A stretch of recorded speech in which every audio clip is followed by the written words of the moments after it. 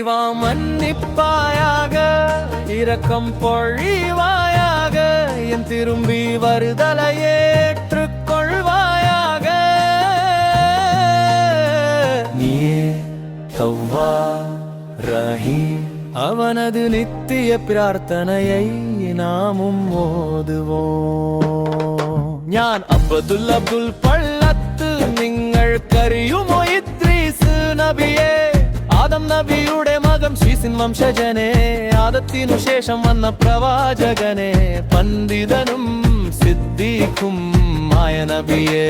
വസ്കുർ ഫിൽ കിതാബി ഇദ്രീസ ഇന്നഹു കാന സിദ്ദീഖൻ നബിയെ. ആദ്യമെഴുത്ത് പഠിച്ച മനുഷ്യനെ, സൂചി കൊണ്ടു വസ്ത്രം നെയ്തവനെ, നക്ഷത്ര ശാസ്ത്രവും ഹിസാബും പഠിപ്പിച്ചവനെ, 40 പുസ്തകങ്ങൾ ലഭിച്ചവനെ, നിസ്തുല ഇബാദത്തോടെ റബ്ബിനെ തേടി നാലാം ആകാശത്തെത്തിയ പ്രവാചകനെ.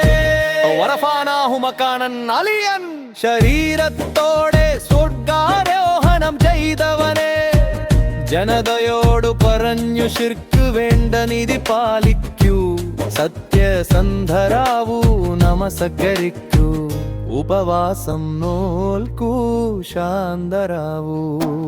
இறைவா மன்னிப்பாயாக, இரக்கம் பொழிவாயாக, என் திரும்பி வருதலை ஏற்றுக்கொள்வாயாக.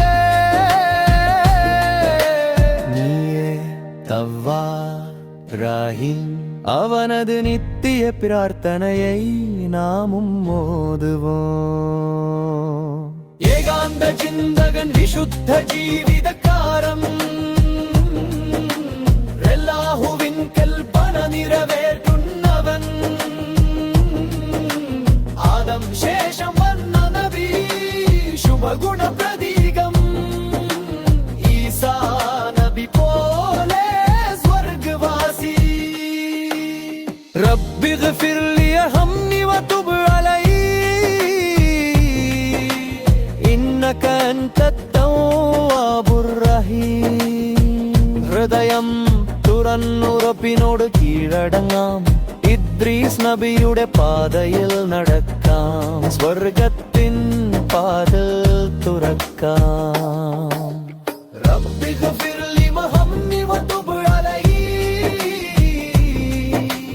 ഇന്നക അൻതത് തവ്വാബുർ റഹീം.